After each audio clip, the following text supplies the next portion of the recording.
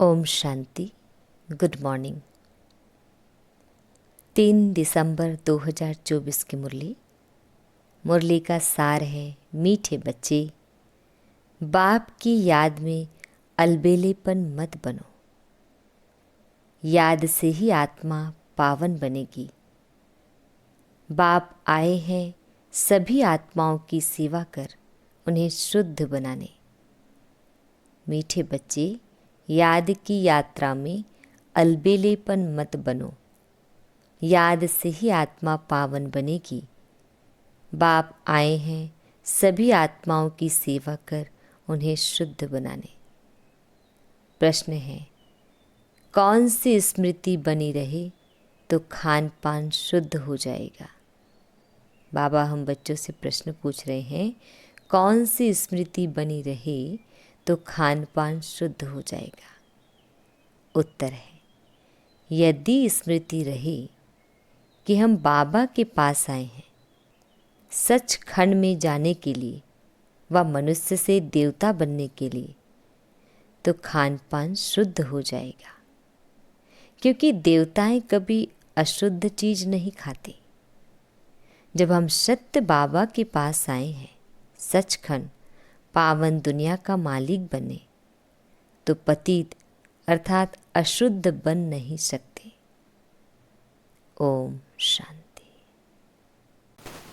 Detail है, रूहानी बाप रूहानी बच्चों से पूछते हैं, बच्चे तुम जब यहाँ बैठते हो तो किसको याद करते हो। अपने बेहद के बाप को। वह कहाँ है? उनको पुकारा जाता है ना, हे पतित पावन। आजकल सन्यासी भी कहते रहते हैं, पतित पावन सीताराम, अर्थात पतितों को पावन बनाने वाले राम आओ। यह तो बच्चे समझते हैं। पावन दुनिया सतयुग को, पतित दुनिया कलयुग को कहा जाता है। अभी तुम कहाँ बैठे हो? कलयुग के अंत में। इसलिए पुकारते हैं बाबा आकर हमको पावन बनाओ। हम कौन हैं? आत्मा। आत्मा को ही पवित्र बनना है। आत्मा पवित्र बनती है तो शरीर भी पवित्र मिलता है। आत्मा के पतित बनने से शरीर भी पतित मिलता है। यह शरीर तो मिट्टी का पुतला है। आत्मा तो अविनाशी है। आत्मा इन ऑर्गन्स द्वारा कहती है, पुकारती है, हम बहुत पतित बन गए हैं, हमको आकर पावन बनाओ।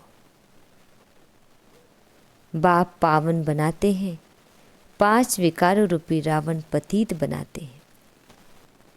बाप ने अभी स्मृति दिलाई है, हम पावन थे, फिर ऐसे 84 जन्म लेते लेते अभी अंतिम जन्म में है।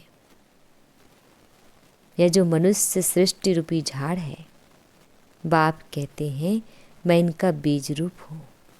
मुझे बुलाते हैं, हे परम पिता परमात्मा, ओ गॉड फादर, लिबरेट मी। हर एक अपने लिए कहते हैं, मुझे छुड़ाओ भी और पंडा बनकर शांति धाम घर में ले चलो। सन्यासी आदि भी कहते हैं, स्थायी शांति कैसे मिले। अब शांति धाम तो है घर, जहाँ से आत्माएं पार्ट बजाने आती है। वहाँ सिर्फ आत्माएं ही हैं, शरीर नहीं है। आत्माएं नंगी अर्थात शरीर बिगड़ रहती है।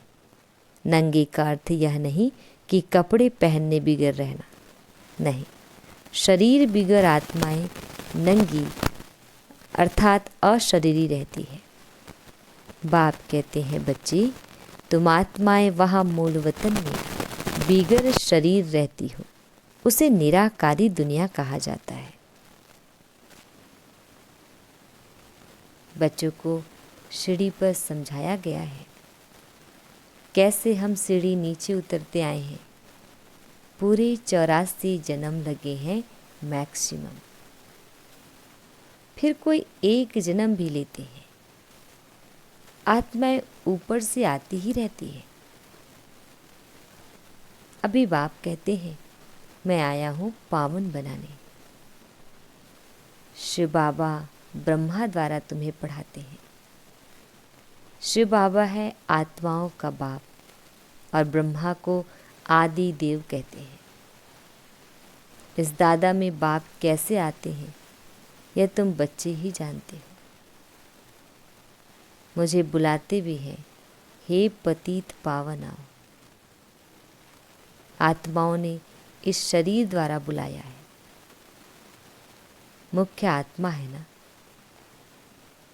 यह है ही दुखधाम। यहाँ कलयुग में देखो, बैठे बैठे अचानक मृत्यु हो जाती है। वैसे कोई बीमार ही नहीं होते, नाम ही है स्वर्ग। कितना अच्छा नाम है, कहने से दिल खुश हो जाता है। क्रिश्चियन भी कहते हैं क्राइस्ट से 3000 वर्ष पहले पैराडाइज था। यहाँ भारतवासियों को तो कुछ भी पता नहीं है, क्योंकि उन्होंने सुख बहुत देखा है तो दुख भी बहुत देख रहे हैं। तमो प्रधान बने हैं। 84 जन्म भी इन्हों के हैं। आधा कल्प बाद फिर और धर्म वाले आते हैं। अभी तुम समझते हो, आधा कल्प देवी देवताएं थे तो और कोई धर्म नहीं था। फिर त्रेता में जब राम हुआ तो भी इस्लामी बौद्धि नहीं थी। मनुष्य तो बिल्कुल घोर अंधियारे में है। कह देते दुनिया की आयु लाखों वर्ष है। इसलिए मनुष्य मूंझते हैं कि कलयुग अर्जुन छोटा बच्चा है। तुम अभी समझते हो कलयुग पूरा हो, अभी सतयुग आएगा। इसलिए तुम आए हो बाप से स्वर्ग का वर्षा लेने। तुम सब स्वर्गवासी थे, बाप आते ही हैं स्वर्ग स्थापन करने। तुम ही स्वर्ग में आते हो, बाकी सब शांति धाम घर चले जाते हैं। वह है स्वीट होम। आत्माएं वहाँ निवास करती है, फिर यहाँ आकर पाटधारी बनते हैं। शरीर बिगड़ तो आत्मा बोल भी न सके। वहाँ शरीर न होने कारण आत्माएं शांति में रहती है। फिर आधा कल्प है देवी देवताएं, सूर्यवंशी चंद्रवंशी। फिर द्वापर कलयुग में होते हैं मनुष्य। देवताओं का राज्य था, फिर अब वह कहाँ गए किसको पता नहीं। यह नॉलेज भी तुमको बाप से मिलती है और कोई मनुष्य में यह नॉलेज होती नहीं। बाप ही आकर मनुष्य को यह नॉलेज देते हैं, जिससे ही मनुष्य से देवता बनते हैं। तुम यहाँ आए ही हो मनुष्य से देवता बनाने के लिए। देवताओं का खान पान अशुद्ध नहीं होता। वे कभी बीड़ी आदि पीते नहीं। यहाँ के पतित मनुष्यों की बात मत पूछो, क्या क्या खाते हैं। अब बाप समझाते हैं, यह भारत पहले सचखंड था। जरूर सच्चे बाप ने स्थापन किया होगा। बाप को ही ट्रूथ कहा जाता है। बाप ही कहते हैं, मैं ही इस भारत को सचखंड बनाता हूँ। तुम सच्चे देवताएं कैसे बन सकते हो, वह भी तुमको सिखलाता हूँ। कितने बच्चे यहाँ आते हैं, इसलिए यह मकान आदि बनवाने पड़ते हैं। अंत तक भी बनते रहेंगे, बहुत बनेंगे। मकान खरीद भी करते हैं। शिव बाबा ब्रह्मा द्वारा कार्य करते हैं। ब्रह्मा हो गया सांवरा, क्योंकि यह बहुत जन्मों के अंत का जन्म है ना। यह फिर गोरा बनेगा। कृष्ण का भी चित्र गोरा और सांवरा है ना।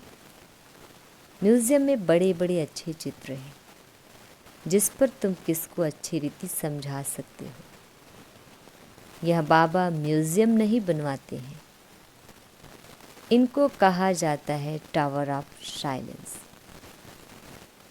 तुम जानते हो, हम शांति धाम अपने घर जाते हैं, हम वहाँ के रहने वाले हैं। फिर यहाँ आकर शरीर ले पाठ बजाते हैं। बच्चों को पहले पहले यह निश्चय होना चाहिए कि यह कोई साधु संत नहीं पढ़ाते हैं। यह अर्थात दादा तो सिंध का रहने वाला था, परंतु इसमें जो प्रवेश कर बोलते हैं वह है ज्ञान का सागर। उनको कोई जानते ही नहीं, कहते भी हैं गॉड फादर, परंतु कह देते उनका नाम रूप है ही नहीं। वह निराकार है, उनका कोई आकार नहीं है। फिर कह देते वह सर्वव्यापी है। अरे परमात्मा कहाँ है? कहेंगे वह सर्वव्यापी है, सबके अंदर है। अरे हर एक के अंदर आत्मा बैठी है, सब भाई भाई है ना।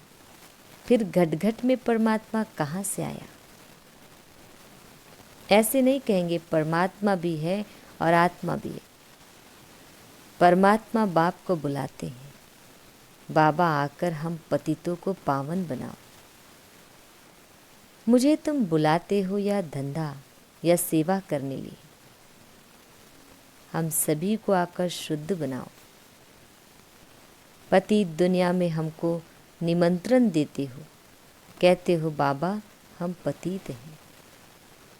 बाप तो पावन दुनिया देखते ही नहीं, पतित दुनिया में ही तुम्हारी सेवा करने के लिए आए हैं। अब यह रावण राज्य विनाश हो जाएगा। बाकी तुम जो राजयोग सीखते हो वह जाकर राजाओं का राजा बनते हो। तुमको अनगिनत बार पढ़ाया है, फिर 5000 वर्ष बाद तुमको ही पढ़ाएंगे। सतयुग त्रेता की राजधानी अब स्थापन हो रही है। पहले है ब्राह्मण कुल। प्रजा पिता ब्रह्मा गाया जाता है ना, जिसको एडम आदि देव कहते हैं। यह कोई को पता नहीं है। बहुत है जो यहाँ आकर सुनकर फिर माया के वश हो जाते हैं। पुण्य आत्मा बनते बनते पाप आत्मा बन पड़ते हैं। माया बड़ी जबरदस्त है, सबको पाप आत्मा बना देती है। यहाँ कोई भी पवित्र आत्मा पुण्य आत्मा है नहीं। पवित्र आत्माएं देवी देवता ही थे। जब सभी पतित बन जाते हैं तब बाप को बुलाते हैं।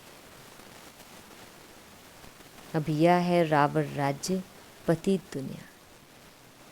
इनको कहा जाता है कांटों का जंगल। सत्य को कहा जाता है garden of flowers. Mughal garden में कितने फर्स्ट क्लास अच्छे अच्छे फूल होते हैं। अग के भी फूल मिलेंगे, परंतु इसका अर्थ कोई भी समझते नहीं है। शिव के ऊपर अग क्यों चढ़ाते हैं, यह भी बाप बैठ समझाते हैं। मैं जब पढ़ाता हूँ तो उनमें कोई फर्स्ट क्लास मोतिये, कोई रतन जोत, कोई फिर अक के भी है। नंबरवार तो है ना, तो इसको कहा ही जाता है दुख धाम, मृत्यु लोक। सतयुग है अमर लोक। यह बातें कोई शास्त्रों में नहीं है। शास्त्र तो इस दादा ने पढ़े हैं। बाप तो शास्त्र नहीं पढ़ाएंगे। दादा मना ब्रह्मा बाबा। बाप तो खुद सदगति दाता है, करके गीता को रेफर करते हैं। सर्वशास्त्रमय शिरोमणि गीता भगवान ने गाई है, परंतु भगवान किसको कहा जाता है यह भारतवासियों को पता नहीं। बाप कहते हैं मैं निष्काम सेवा करता हूँ, तुमको विश्व का मालिक बनाता हूँ, मैं नहीं बनता हूँ। स्वर्ग में तुम मुझे याद नहीं करते हो। दुख में सिमरन सब करे, सुख में करे न कोई। इनको दुख और सुख का खेल कहा जाता है। स्वर्ग में और कोई दूसरा धर्म होता ही नहीं। वह सभी आते ही हैं बाद में। तुम जानते हो, अभी इस पुरानी दुनिया का विनाश हो जाएगा। नेचुरल कैलेमिटीज, तूफान आएंगे जोर से, सब खत्म हो जाएंगे। तो बाप अभी आकर बेसमझदार से समझदार बनाते हैं। बाप ने कितना धन माल दिया था, सब कहाँ गया? अभी कितने इंसॉल्वेंट बन गए हैं। भारत जो सोने की चिड़िया था, वह अब क्या बन पड़ा है? अब फिर पतित पावन बाप आए हुए हैं, राजयोग सिखला रहे हैं। वह है हठयोग, यह है राजयोग। हठयोग किसको कहते हैं? जो सिर के बल, जो कोई होता है, कोई एक हाथ को उठा के करता है, कोई एक पैर को उठा के एक पैर पर खड़े रह के करता है, कोई अपनी जटाएं लंबी रखने की प्रण लेता है, कोई नाखूनों को कभी नहीं काटता, कोई अग्नि में बैठकर, कोई पानी के भीतर जाकर, कोई हट पर जाकर, कोई कांटों में बैठकर, इस तरीके से अपने आप को, अपने शरीर को तकलीफ देकर, तो ये सब हठ योग है। राजयोग है जो आत्मा परमात्मा को याद करता हो, अपने आत्मिक स्वरूप में स्थित होकर, इसको राजयोग कहते हैं। तो यह राजयोग दोनों के लिए है। वह हठयोग सिर्फ पुरुष ही सीखते हैं। अब बाप कहते हैं, पुरुषार्थ करो, विश्व का मालिक बनकर दिखाओ। अब इस पुरानी दुनिया का विनाश तो होना ही है, बाकी थोड़ा समय है। यह लड़ाई अंतिम लड़ाई है। यह लड़ाई शुरू होगी तो रुक नहीं सकती। यह लड़ाई शुरू ही तब होगी जब तुम कर्मातीत अवस्था को पाएंगे और स्वर्ग में जाने के लायक बन जाएंगे। बाप फिर भी कहते हैं, याद की यात्रा में अलबेले नहीं बनो, इसमें ही माया विघ्न डालती है। अच्छा मीठे प्यारे बाबा, हम बच्चों को विश कर रहे हैं, मीठे मीठे शिकिल दे बच्चों प्रति माता पिता बाप दादा का याद प्यार और गुड मॉर्निंग। रूहानी बाप की रूहानी बच्चों को नमस्ते। हम रूहानी बच्चों की रूहानी माता पिता बाप दादाजी को याद प्यार गुड मॉर्निंग और नमस्ते नमस्ते। शुक्रिया मीठे प्यारे बाबा, आपका लाख लाख शुक्रिया। आज हम बच्चों को धारण करना है। धारणा के लिए मुख्य सार है, फर्स्ट पॉइंट है, बाप द्वारा अच्छी रीति पढ़कर फर्स्ट क्लास फूल बनना है। कांटों के इस जंगल को फूलों का बगीचा बनाने में बाप को पूरी मदद करनी है। सेकंड पॉइंट, कर्मातीत अवस्था को प्राप्त करने व स्वर्ग में उच्च पद का अधिकार प्राप्त करने के लिए याद की यात्रा में तत्पर रहना है, अलबेला नहीं बनना है। वरदान, अपने मस्तक पर सदा बाप की दुआओं का हाथ अनुभव करने वाले मास्टर विघ्न विनाशक भव। अपने मस्तक पर सदा बाप की दुआओं का हाथ अनुभव करने वाले मास्टर विघ्न विनाशक भव। डिटेल है, गणेश को विघ्न विनाशक कहते हैं। विघ्न विनाशक वही बनते जिनमें सर्व शक्तियां हैं। सर्व शक्तियों को समय प्रमाण कार्य में लगाओ तो विघ्न ठहर नहीं सकते। कितने भी रूप से माया आए, लेकिन आप नॉलेजफुल बनो। नॉलेजफुल आत्मा कभी माया से हार खा नहीं सकती। जब मस्तक पर बाप दादा की दुआओं का हाथ है तो विजय का तिलक लगा हुआ है। परमात्मा हाथ और साथ विघ्न विनाशक बना देता है। स्लोगन, स्वयं में गुणों को धारण कर दूसरों को गुणदान करने वाले ही गुणमूर्त है। स्वयं में गुणों को धारण कर दूसरों को गुणदान करने वाले ही गुणमूर्त है। ओम शांति।